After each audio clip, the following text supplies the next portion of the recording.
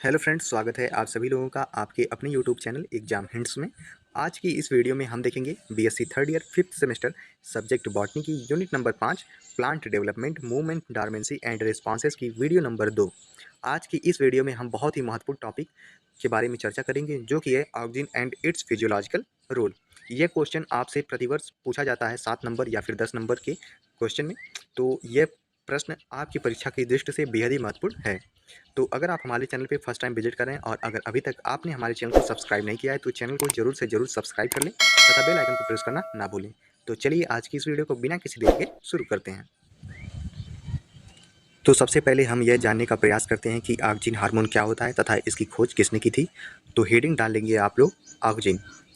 Oxygen में आपकी पहली पॉइंट है oxygen derived from Greek word oxygen which means to grow, यानी कि जो टर्म ऑक्सीजन है वह ग्रीक वर्ड ऑक्सीजन से डिराइव किया गया है जिसका मतलब होता है टू ग्रो यानी कि बढ़ना।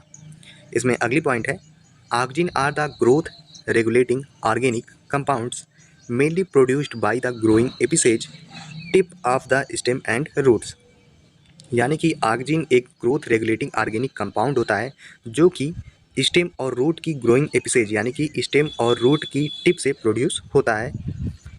तथा ऑक्सीजन में जो तीसरा पॉइंट है वह है यह है कि the existence of oxygen in plants was proposed by Charles Darwin in his book the power of movement in plants, यानी कि पौधों में ऑक्सीजन की एग्जिस्टेंस का पता चार्ल्स डार्विन ने लगाया था तथा उन्होंने इसकी व्याख्या अपनी पुस्तक the power of movement in plants में की थी। अगला पॉइंट है the term auxin was introduced by Kogl and Haagen Smit, यानी कि जो टर्म ऑक्सीजन दिया गया वह इंट्रोड्यूस कराया गया था कोगल और हैगन स्मिथ के द्वारा। But discovery goes to Charles Darwin, बस लेकिन ऑक्सीजन की डिस्कवरी का श्रेय चार्ल्स डार्विन को जाता है। अब बात करें कि ऑक्सीजन हार्मोन कितने प्रकार के होते हैं। तो oxygen hormone are of following types, यानी कि ऑक्सीजन हार्मोन निम्नलिखित प्रकार के होते हैं जिनमें से कुछ प्रमुख हैं। जिनमें पहला है IAA जिसका फुल फॉर्म होता है इंडोल 3 एसिटिक एसिड। दूसरा ऑक्सीजन हार्मोन है IBA जिसका फुल फॉर्म होता है इंडोल बाइट्यूरिक एसिड। तीसरा है IPA जिसका फुल फॉर्म होगा इंडोल पायरुविक एसिड। चौथा हार्मोन है NAA यानी कि नेफ्थलीन एसिटिक एसिड। बात करें पांचवें हार्मोन की तो पांचवा हार्मोन है 2,4-D जिसका फुल फॉर्म होगा 2,4 डाइक्लोरोफिनॉक्सी एसिटिक एसिड। बात करें छठे ऑक्सीजन हार्मोन की तो छठा ऑक्सीजन हार्मोन है 2,4,5T यानी कि 2,4,5 ट्राइक्लोरोफिनॉक्सी एसिटिक एसिड। तो ये मुख्य प्रकार के ऑक्सीजन हार्मोन है। बात करें physiological role of oxygen in plants, यानी कि ऑक्सीजन का क्या रोल होता है प्लांट्स के फिजियोलॉजी में।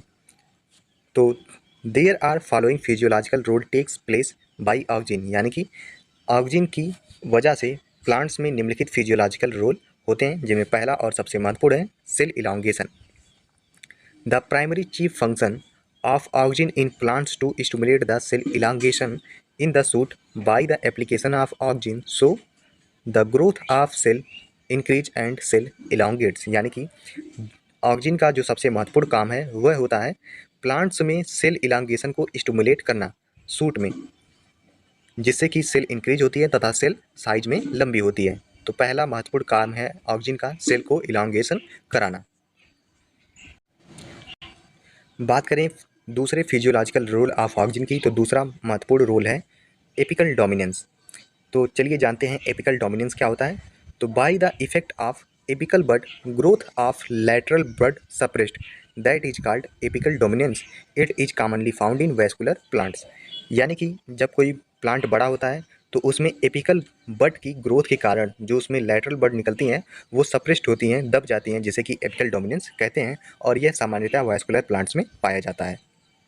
वही बात करें आगे तो आगे है Thimann and Skoog find that the auxin is synthesized in the apical meristem translocated towards downward but due to the presence of apical bud lateral bud do not grow by the removal of apical bud finally lateral bud grow। Thimann and Skoog ने यह पाया था कि oxygen जो होती है वह tip की एपिकल मेरिस्टम पर सिंथेसाइज यानी कि बनती है और वह वहाँ से स्थानांतरित होती है नीचे की ओर, लेकिन एपिकल बड की प्रेजेंस के कारण लैटरल बड ग्रो नहीं हो पाती हैं। इसलिए जब एपिकल बड को हटा दिया जाता है, उसे काट दिया जाता है, तो लैटरल बड की ग्रोथ होती है। आइए इसे फिगर के माध्यम से समझते हैं। यह एक पौधा है जिसमें कि ऊपर एपिकल बड प्रेजेंट है, जिसके कारण यहाँ पर सिर्फ 2 लेटरल बड्स निकली हैं।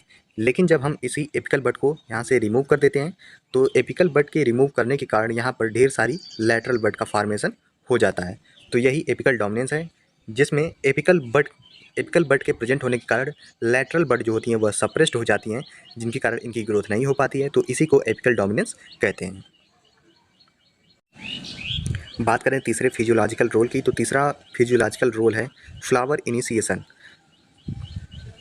ऑक्जिन नॉर्मली इनहिबिट फ्लावरिंग, यानी कि जो ऑक्जिन हार्मोन होता है वह फ्लावरिंग को नॉर्मली सामान्यतः इनहिबिट करने का कार्य करता है, परंतु how ever in litchi and pineapple auxins like 2,4-D and NAA have been found to promote flowering. परंतु ऐसा देखा गया है कि लीची और पाइन एप्पल में ऑक्जिन जैसे कि 2,4-D और NAA जो होते हैं वह फ्लावरिंग को प्रमोट करने का कार्य करते हैं। तो यह रहा आपका तीसरा फिजियोलॉजिकल रोल ऑफ ऑक्जिन। बात करें चौथे फिजियोलॉजिकल रोल की, तो चौथा फिजियोलॉजिकल रोल है प्रोडक्शन ऑफ पार्थिनोकार्पिक फ्रूट्स, यानी कि पार्थिनोकार्पिक फ्रूट्स का बनना। तो सबसे पहले यह जानते हैं कि पार्थिनोकार्पी क्या होता है। तो parthenocarpy is a phenomenon of development of seedless fruit without pollination and fertilization, यानी कि बिना पॉलिनेशन और बिना फर्टिलाइजेशन के सीडलेस फ्रूट का फॉर्मेशन होना, सीडलेस फ्रूट का बनना ही पार्थिनोकार्पी कहलाता है, और उससे बने फ्रूट को पार्थिनोकार्पिक फ्रूट कहते हैं। Parthenocarpic fruit develop by the application of auxin on the stigma part, यानी कि ऑक्जिन के प्रयोग से पार्थिनोकार्पिक फ्रूट डेवलप होते हैं, वो भी स्टिग्मा पार्ट पर। The auxin like IAA, IBA, NAA and IPA take part in the production of parthenocarpic fruit. कुछ प्रमुख ऑक्जिन हार्मोन जैसे कि IAA, IBA, NAA और IPA ये पार्थिनोकार्पिक फ्रूट की प्रोडक्शन में हेल्प करते हैं या उसमें भाग लेते हैं। तो कुछ पार्थिनोकार्पिक फ्रूट्स के एग्जांपल देखते हैं, जिसमें बनाना, एप्पल, टोमेटो और ऑरेंज की कुछ स्पीसीज होती हैं जो कि पार्थिनोकार्पिक फ्रूट का फॉर्मेशन करती हैं। तो यह रहा आपका चौथा पॉइंट। बात करें पांचवें फिजियोलॉजिकल रोल की, तो पांचवा फिजियोलॉजिकल रोल है प्रिवेंशन ऑफ एब्सिशन लेयर। तो सबसे पहले हम यह जानते हैं कि एब्सिशन लेयर क्या होती है। तो चलिए इसमें देखते हैं। Natural auxin control the falling of fruit, flower and leaves, यानी कि जो नेचुरल ऑक्जिन होती है वह फ्रूट, फ्लावर और लीव्स के गिरने को रोकती है। In some plant due to the abscission or separation layer, leaves, fruits and flowers fall down before mature, यानी कि कुछ पौधों में जो पत्तियां होती हैं, फूल होते हैं तथा फल होते हैं वह एब्सिशन लेयर या फिर सेपरेशन लेयर के द्वारा मैच्योर होने से पहले ही गिर जाते हैं। When dilute solution of oxygen like IAA and IBA spread on plant part, they did not fall until they become mature, यानी कि जब किसी भी पौधे में बिना मैच्योर हुए लीफ, फ्लावर तथा फल एब्सिशन लेयर के बनने के कारण गिर जाते हैं, तो उन पर जब हम ऑक्जिन हार्मोन जैसे कि IAA और IBA का छिड़काव करते हैं तो उससे वो जब तक मैच्योर नहीं होते हैं तब तक नहीं गिरते हैं। तो यह रहा आपका पांचवा फिजियोलॉजिकल रोल ऑफ ऑक्जिन। बात करें छठे फिजियोलॉजिकल रोल की, तो छठा फिजियोलॉजिकल रोल है weed control. When some unwanted grasses growing in the field along with crop, these weeds take water, mineral, light and spaces, so it do not allow proper growth of plant, यानी कि जब किसी भी plant field में grasses grow कर जाती हैं, weeds हो जाते हैं, तो वे वाटर, मिनरल, लाइट और स्पेस को लेते हैं और यह किसी भी प्लांट को अच्छी तरह से ग्रो नहीं होने देते हैं। तो इन्हें कंट्रोल करने के लिए तथा इन्हें नष्ट करने के लिए कुछ ऑक्जिन हार्मोन जैसे कि 2,4-D और 2,4,5-T यूज किया जाता है in leaves dicot mostly weeds को डिस्ट्रॉय करने के लिए। तो यह रहा आपका छठा पॉइंट। बात करें सातवें फिजियोलॉजिकल रोल की, तो सातवां फिजियोलॉजिकल रोल है differentiation of xylem and phloem. तो चलिए इसे देखते हैं। Auxin promote the activity of cambium by which xylem and phloem activity increase, यानी कि अगर किसी भी पौधे पर ऑक्जिन का छिड़काव कर दिया जाता है तो ऑक्जिन जो होता है वह कैम्बियम की एक्टिविटी को इंक्रीज कर देता है, जिससे कि जाइलम और फ्लोएम की एक्टिविटी भी इंक्रीज हो जाती है।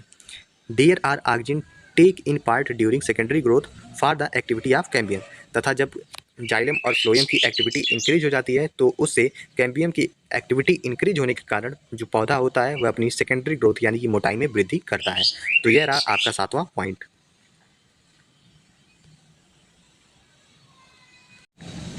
बात करें ऑक्जिन हार्मोन के आखिरी फिजियोलॉजिकल रोल की, तो आखिरी फिजियोलॉजिकल रोल है root differentiation on stem cutting, यानी कि स्टेम कटिंग पर रूट का निकलना। Auxin promote the root differentiation in some plant rooting develop to the stem cutting. If oxygen apply on the cut end of plant, then a large number of roots are developed on cut end. यानी कि जो auxin होता है वह REET differentiation को promote करने का कार्य करता है। कुछ पौधों में जब स्टेम को कट किया जाता है तो उस पर ऑक्जिन अप्लाई करने से जो स्टेम का कटा हुआ पार्ट होता है उससे रूट्स ढेर सारी डेवलप करने लगती हैं उस कट एंड से। तो यही होता है root differentiation on stem cutting. तो आज की इस वीडियो में हमने auxin and its physiological role का अध्ययन किया है, जो कि आपकी परीक्षा की दृष्टि से बहुत ही ज़्यादा महत्वपूर्ण क्वेश्चन बनता है। हमें आशा ही नहीं उम्मीद है कि आपको ये वीडियो पसंद आई होगी। अगर आपको ये वीडियो पसंद आई हो तो वीडियो को जरूर लाइक करें, एक प्यारा सा कमेंट करके हमें जरूर बताएं कि आपको ये वीडियो कैसी लगी, तथा अपने फ्रेंड्स को इस वीडियो को शेयर करें। चैनल को सब्सक्राइब करना ना भूलें। धन्यवाद।